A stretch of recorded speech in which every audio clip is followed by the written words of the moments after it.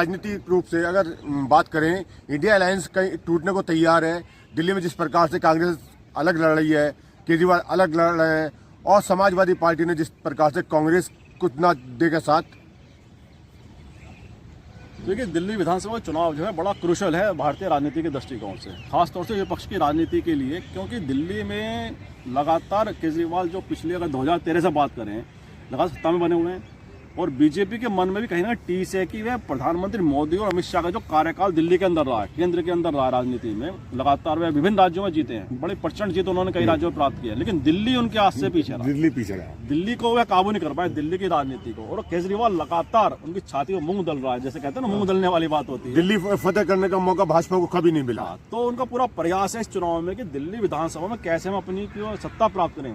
वहीं कांग्रेस ने भी पूरी दमखम से इस बात तार ठोक दी है, और पिछले कुछ विधानसभा दिल्ली की बात करें तो इस बार कांग्रेस ज़्यादा मजबूती से, ज़्यादा तैयारी के साथ लड़ती दिखाई दे रही है, क्योंकि कांग्रेस में समझ गई कहीं ना कहीं जो आम आदमी पार्टी के साथ जो उनका गठबंधन हुए हैं पिछले दिनों पार्लियामेंट के अंदर भी, जो उनका वोट शेयर आपस में ट्रांसफर नहीं हुआ है, ना आम आदमी पार्टी के लोगों ने वोट शेयर उनके कांग्रेस के साथ जोड़ा, और विभिन्न राज्यों में आम आदमी पार्टी ने, गुजरात हो चाहे हरियाणा हो, गोवा हो, कांग्रेस का नुकसान नहीं पहुंचाया। प्रधान जी, जो अलायंस हुआ था इंडिया गठबंधन का, तो जो रीजनल पार्टियां जो बनी थी वो कहीं ना कहीं कांग्रेस के जो वोटर ही थे। हाँ, जो वो दलित हो, मुस्लिम हो, या पिछड़ा हो, वो कांग्रेस का मूल वोटर था। भाई आप देखो, दिल्ली का लाइव एग्जाम्पल है, दिल्ली विधानसभा चुनाव आपके सामने है, आम आदमी पार्टी को जो वोट मिला है था 2013 से, वो कांग्रेस का आधार था सारा, क्योंकि बीजेपी का जो वोट शेयर है वो परसेंटेज लगभग आसपास ही रही है उन पर। तो इसका मतलब है कि कांग्रेस का जो आधार बैंक था, आधार समर्थक वर्ग था, वो सीधा केजरीवाल के पास शिफ्ट हो गया था, और उनकी जो योजनाएं थी पानी की, बिजली की, उससे प्रभावित हुआ, क्योंकि आम आदमी के लिए मूलभूत मतलब जो बातें हैं यही है कि हमारी जो घर की समस्याएं हैं, खर्चे हैं, वो कम हो जाए। केजरीवाल ने कम से कम, आम आदमी पार्टी ने, केजरीवाल ने जो है जनता की जो मिडिल क्लास है, लोअर क्लास है, उसकी शिक्षा है, पानी है, बिजली है, उस पर बड़ा ध्यान दिया। अब देखा जिस प्रकार से धार्मिक जो ग्रंथी हैं या मंदिर के पुजारी हैं, अब उनके लिए भी घोषणा कर दी कि 25,000 रुपये केजरीवाल उनको भी देंगे। मतलब कहने का मतलब है जिस प्रकार से धार्मिक लोग प्रचार करेंगे, अब कहीं ना कहीं धार्मिक लोग जो है सनातनी, ये माना जाता था वो भाजपा की तरफ जा रहे हैं, लेकिन जिस प्रकार से केजरीवाल ने घोषणा की है 25,000 रुपये वो ग्रंथियों को देंगे, पुजारी को देंगे, तो लगता है कि धार्मिक रूप से जो पुजारी हैं वो कहीं ना कहीं केजरीवाल की तरफ को जा रहे हैं। ऐसा बीजेपी की जो पिच है, धर्म की जो राजनीति की पिच है, उस पर केजरीवाल अपना पैर जमाना चाहते हैं। आपने देखा होगा कि आपको ध्यान होगा, गुजरात में जब विधानसभा चुनाव हुए थे तो केजरीवाल ने उस समय बात कही थी कि जो मुद्रा करेंसी है नोट पे, उसमें लक्ष्मी गणेश की तस्वीर होनी चाहिए, लक्ष्मी जी की होनी चाहिए। तो केजरीवाल भी लगातार जो धर्म की राजनीति है बीजेपी की, जिस पर उनका पूरा होल्ड है, उसमें वह अपने पैर फंसाना चाहते हैं, अपने वहाँ पे स्टेक खड़ा करना चाहते हैं। और यही केजरीवाल ने दिल्ली चुनाव से पहले विधानसभा के जब उसमें इन्होंने कोशिश की है कि ग्रंथियों की, पुजारियों की जो आपने बात कही है, इससे लगता है कहीं ना कहीं क्या नाम है, इससे कांग्रेस को फायदा होगा। जिस प्रकार से केजरीवाल कहीं ना कहीं हिंदूवादी नेता की तरह वो उभरना चाह रहे हैं, जैसा आप कह रहे हैं, तो उससे कहीं ना कहीं कांग्रेस को फायदा होगा। जो मुस्लिम है, दलित है या पिछड़ा वर्ग है, वो कांग्रेस की तरफ जाएगा। हाँ, निश्चित रूप से इस बार कांग्रेस भी अपने लिए अच्छी संभावना देख रही है। कारण क्या है कि केजरीवाल और जो उनके बड़े नेता थे, चाहे मनीष सिसोदिया हो, सत्येंद्र जैन हो, संजय सिंह हो, सभी कहीं ना कहीं आरोप उन पर चस्पा कर हुए। चाहे वो तो अदालत में केस चल रहे हैं कि बाद में क्या रिजल्ट आता है कि वो साफ बरी होते हैं या सजा होती है, दोषी पाए जाते हैं, लेकिन एक उस पर आरोप चस्पा हो गया, उससे इमेज उनकी जो डाउन हुई है। तो कांग्रेस भी यहाँ पर ये देख रही है जो केजरीवाल की जो इमेज का जो इजाफा 2013 में था, आज वो डाउन हो चुकी है। और साथ ही राहुल गांधी भारत जोड़ो यात्रा के पश्चात जो राहुल गांधी के पक्ष में एक माहौल बना, कांग्रेस के पक्ष में माहौल बना, जो दलित पिछड़ा वोट है, वर्ग है, या मुस्लिम वर्ग है, या दूसरे ऐसे वर्ग हैं जो बीजेपी की नीतियों से खुश नहीं है या केजरीवाल की नीतियों से खुश नहीं है, वह कांग्रेस के साथ जुड़ सकते हैं। तो ये राहुल गांधी भी समझ रहे हैं, कांग्रेस भी समझ रही है, इसलिए पूरी दमखम से बड़े चेहरों के साथ दिल्ली विधानसभा में उतर गई है। कांग्रेस के पास मुख्यमंत्री का कोई चेहरा सामने है नहीं, और कांग्रेस के पास अगर बात करें जिस प्रकार से समाजवादी पार्टी अखिलेश के लिए कहा था, क्या उनका जनाधार यहाँ पर दिल्ली में नहीं है, उसके बाद कहीं ना कहीं समाजवादी पार्टी ने केजरीवाल को समर्थन दे दिया। इस प्रकार के बयानबाजी से भी कांग्रेस को नुकसान होता है। हाँ, नहीं, निश्चित रूप से, क्योंकि इंडिया जो अलायंस है उनका उसमें पार्टनर है, लेकिन यहाँ समझना पड़ेगा इंडिया अलायंस लोकसभा चुनाव के लिए बना था।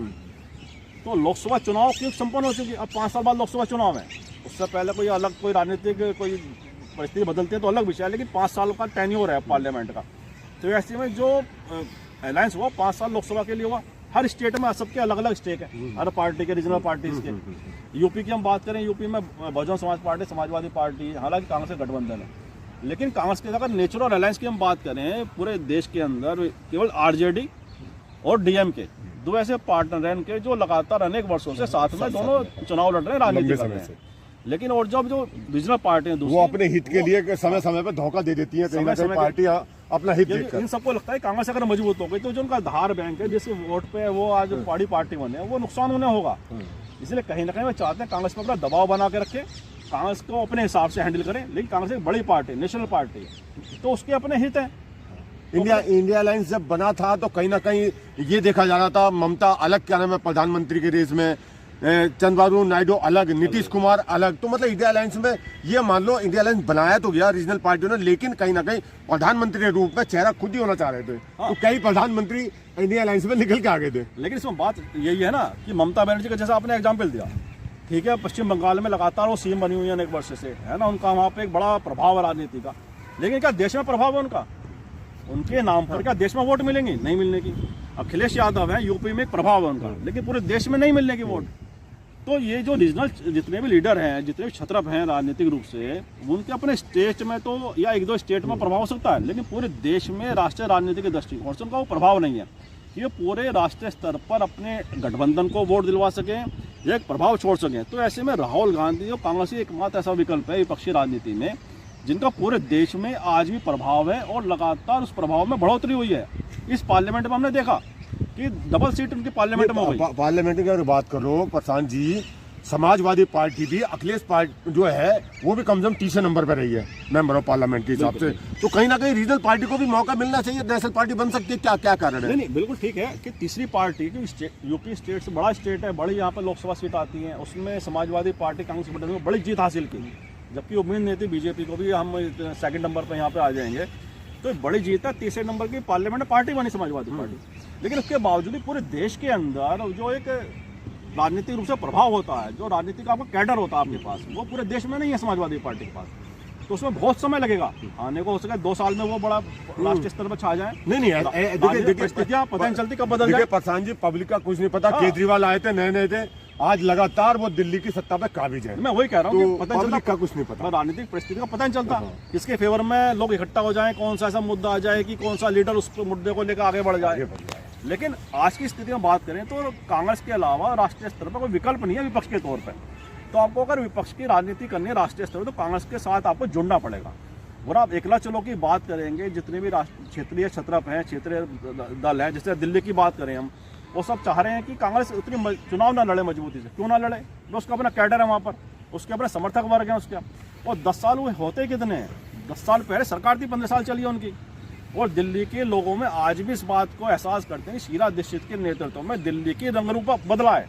तो आज भी लोग मानते हैं। दिल्ली में जिस प्रकार से विधानसभा चुनाव की तैयारी कांग्रेस लगभग अकेले तैयारी कर रही है, उसको लगता है अब जो पब्लिक है कहीं ना कहीं राहुल के मुद्दे के साथ, राहुल के साथ आने को तैयार बैठी है। इसीलिए वो किसी अलायंस नहीं कर रही है और केजरीवाल को सीधा सीधा चोट देने की तैयारी लग रहा है कि इस बार राहुल गांधी कुछ ना कुछ नया कर देंगे। नमस्कार।